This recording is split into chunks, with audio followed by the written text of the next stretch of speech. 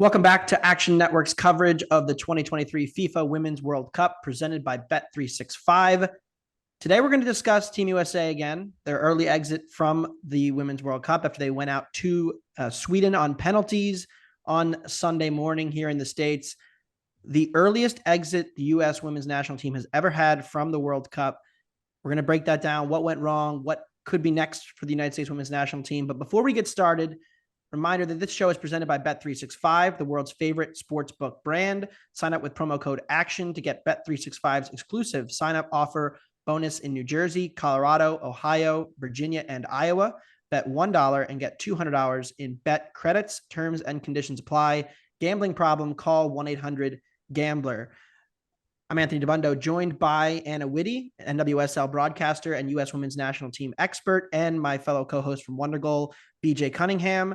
We have to give ourselves a little pat on the back, as sad as we are as Americans, to see the United States go out this early. We all did pick Sweden to advance, and we all suggested before the tournament that this could be a rough go for the United States. And I think the biggest problem ended up being those final third tactics and lack of efficiency. Anna, when you look back at this Women's World Cup for the United States, what is the main reason that things went wrong? And overall, what were your takeaways on the match against Sweden?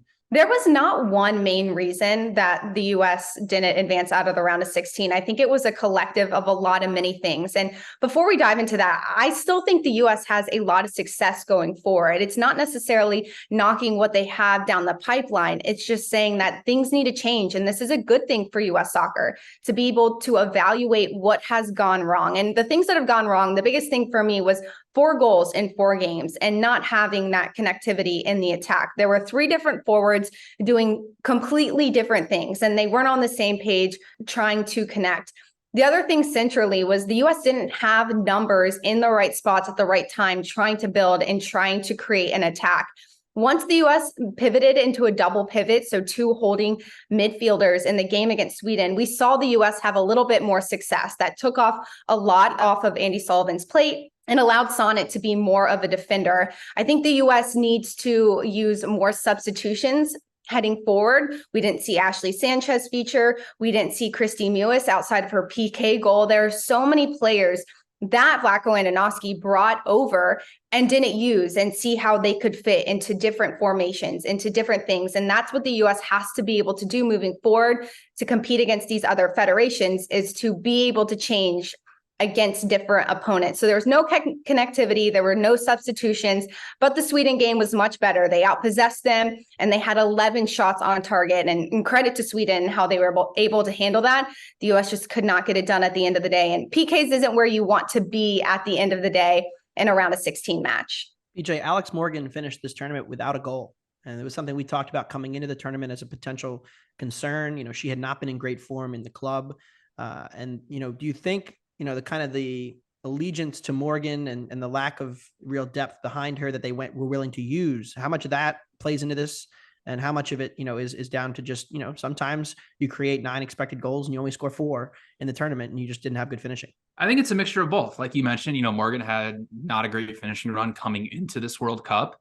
Even saw throughout the World Cup, especially against the Netherlands. She was not clinical in the final third, and it kind of bared out in the data as well. We talked about this with the Netherlands, where the United States took a large number of shots, but didn't really create any big scoring chances. Well, the same thing happened here against Sweden. Like Anna said, the tactics in the final third just really weren't that great. And again, it bared out in the final stat lines. U.S. took 22 shots, and they created just 1.3 expected goals. None of their shots had an XG rating over 0.3, meaning they did not create a big scoring chance against Sweden. When you're that inefficient in the final third, you leave yourself incredibly open to variance, which is what happens during these international tournaments. The longer these matches go on, with the underdog has a much, much better chance of pulling off that upset. So the United States, although they created, 9 expected goals for the tournament, albeit a lot of them coming against Vietnam and Portugal, they left themselves wide open to variance. And when you get on the wrong side of variance, just one time in a knockout round, you're going home. So that's essentially what happened to the United States. They weren't clinical in the final third, and they're going home. Yeah, one bright spot was certainly the defense. We had questions about Julie Ertz and what her role would be coming into this tournament, whether she'd play in the midfield, whether she'd play on the back line.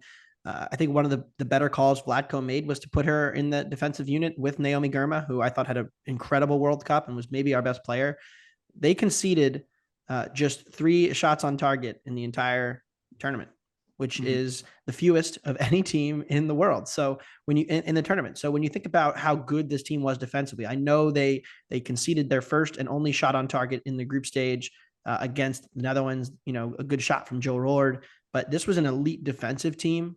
And, there are some questions as to maybe they were a little bit too defensive and should have been more aggressive to send more numbers forward, to take more chances to try to get that goal, knowing how solid Germa and Ertz were back there. Do you think, that Germa and the rest of this back line can maybe have some building blocks for the future, Anna? And what does the future look like for this team, whether it's coaching and tactics and players? U.S. soccer is going to have to move forward with the technical side of the game. And we saw the U.S. trying to be really direct out of the back. And games there was Naomi Girma was just trying to be as direct as she possibly could. She'd skip over the midfield, try and find Alex Morgan in the attack. And that's something that these teams in group stage play figured out really quickly. So the U.S. has to be way more dynamic when it comes to building out of their back line, their possession, making sure that they're getting Lindsey Horan on the ball a little bit more. She's the most technical player on the team. And if you have players surrounding Lindsey Horan and allowing her to build up in the attack, the U.S. can be way more dynamic in the final third of the field. When it comes to coaching and when it comes to, retirement and all these speculations, I'm not really sure what U.S. soccer is actually going to do. But I do think there needs to be a new coach in this U.S. soccer, just fresh eyes, people getting eyes on the younger generations, rather that's kids in the club or that's kids in college play right now. There has to be a bigger emphasis on what is the next phase of U.S. soccer, having them being really good next to Naomi Girma. Who is going to be the best center back? What does Naomi Girma not have that somebody next to her can provide? You have Trinity Rodman, Ashley Sanchez, who will be a part of that, Sophia Smith. It has to be about who is going to let those players shine and build off of that moving forward. I'm not sure what U.S. is going to do, but I definitely would love to see a new head coach taking over this team soon. Yeah, it was striking watching England, and even though they didn't play particularly well against Nigeria, you could see so much of a more coherent, ball progression plan with Wiegman's team and kind of the difference there, and even a Brazil or a France having, France especially bringing in a new manager and still having what looked like a more clear roles defined and a clear plan compared to the United States, which was, felt like still too reliant on athleticism and just sheer talent to kind of run people over. So, BJ, any thoughts on Vlatko? We're I think all in agreement. It has to be Vlatko out after this tournament. What will his legacy be? And kind of is this kind of like a lost 4 years for women's national team, given the Olympics run and then the World Cup, both coming short? I mean, it kind of is, right? I mean, the United States has been dominant on the world stage for a long time, but like we said, coming into this World Cup, the rest of the world has not only catching up to the United States, they've caught up talent-wise. And the United States, like Anna already mentioned, just didn't have a great tactical plan. So typically what happens with these international teams, now the U.S. Soccer Federation is a little different. There's a lot of politics involved. But once the 4-year cycle is over, usually the manager leaves and they bring in somebody else to start the new 4-year cycle. And that's what the United States really needs to do here. And they need to have a clear-cut plan. We talked about this on the podcast for the preview of the round of 16, but the United States, who was supposed to be this possession dominant build-up style team, coming into the match against Sweden had just 4 10-plus pass sequences. That's not a dominant possession style team. I know they were trying to play a little more direct, but they needed to have more game control. So that's something the United States really needs to hone in on. Like Anna mentioned, tap into the younger generation. It's, we're going to have turnover. We're not going to see Alex Morgan and Megan Rapinoe at the next World Cup. So you're going to have to get to know some of these new names. And I think changing the manager will honestly be a huge benefit to the United States and start the cycle now, as opposed to dragging this out for a couple more years. Yeah, it certainly will be interesting. USA unlucky in the match against Sweden. Great goalkeeping, keeps them out, but really the variance, they get what they deserve for playing such a poor group stage. It ended up being the difference between playing South Africa and Sweden in the round of 16, which is a pretty stark difference in talent between those two teams. Sweden knocks out the United States on penalties.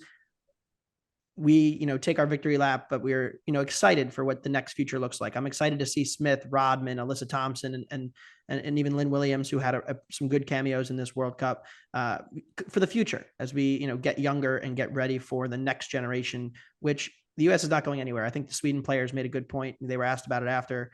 They know how good the United States is, how much talent there is, and that the United States is not just going to fade into the distance, even as these European teams maybe catch up technically. So that will do it for our coverage of the U.S. women's national team at the FIFA World Cup. Thanks to Anna and BJ for joining me. Stay tuned. We're going to be still covering the rest of the tournament. We've got a quarterfinals preview coming up on our channel, and we're going to be breaking down the semis and the final, and maybe who will end up taking down this World Cup trophy. Stay tuned, and thanks again to our sponsors from Bet365.